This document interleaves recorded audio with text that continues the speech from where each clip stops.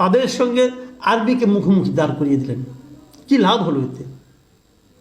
আপনি তো sentiment create করছেন, কিছু লোকের কাছ থেকে এক ধরনের সহানুভূতি পাবেন অল্প সময়, কোনো সন্দেহ নেই, কিন্তু এই সহানুভূতি খুব শিগগিরই কেটে যাবে। এবং আপনি ব্যক্তিগতভাবে আমার ক্ষতি হলো এখানে যে আপনাকে আমি যেরকম ঠান্ডা মাথার নেতা মনে করতাম, আপনাকে আর সেরকম মনে করতে পারছি না। আমাকে একজন হঠকারী নেতৃত্ব মনে হচ্ছে। এই কথাগুলি বলার মাধ্যমে আপনি আপনার হঠকারী আচরণ করছেন। আপনি খোলামেলা বলছেন, তো আমার কোনো আপত্তি নেই, আমি নিজেও খোলামেলা বলি, খোলামেলা বলতে পছন্দ করি, কিন্তু আপনি তো খোলামেলা বলেননি। আপনি কোথাও বলেননি আপনার সঙ্গে কে আলোচনা করেছে, তার নামটা কি বলেননি। আপনি আবিদেরকে খেপিয়ে দিয়েছেন, কিন্তু তার নামটা বলেননি। কেন বলেননি? তাহলে কি কোনো নাম নাই নাকি আপনার সঙ্গে সমতলা ভয়ই নাই? আমার তো সমূহ সম্ভাবনা, আপনি ওখানে গিয়েছিলেন অন্য কোনো কাজে, হয়তো বেরিয়ে এসে আপনি এগুলি বানিয়ে বলছেন।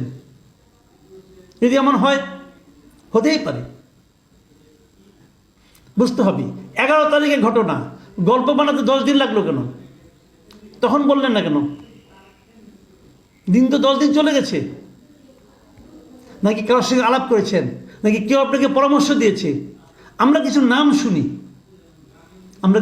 শুনি যা নাকি আপনাদেরকে চালায়, যা নাকি দেশটাকে চালানোর কথা চিন্তা করে। ফরহাদ মাঝহার, ছোটন সাহেব, শুনি নামগুলো, খলিল সাহেব, নামগুলি শুনি। আর আরেকজন তো আছে আপনাদের ব্রাহ্মণ পীর, তাদের নাম শুনি। তাদের দ্বারা পরিচিত হয়ে করছেন। তাদের প্রত্যেকের এই স্বভাব আছে, মানুষকে উত্তেজিত করা। আমার মনে হয় এটা কোনো সুস্থ রাজনীতির পরিচয় হচ্ছে না। দেশকে অস্থিতিশীল করার এর চেয়ে বড় পদক্ষেপ আমি গত কয়েক মাসে আর দেখিনি। প্রিয় দর্শক, এটা নিয়ে আরও আলোচনা হবে। আমি মনে করি আলোচনা মাত্র শুরু হলো। আমি আরও কয়েকটা দিক আলোচনা করব হয়তো আগামী 2-1 দিনের মধ্যে। ভালো থাকবেন আপনারা। আল্লাহ হাফিজ।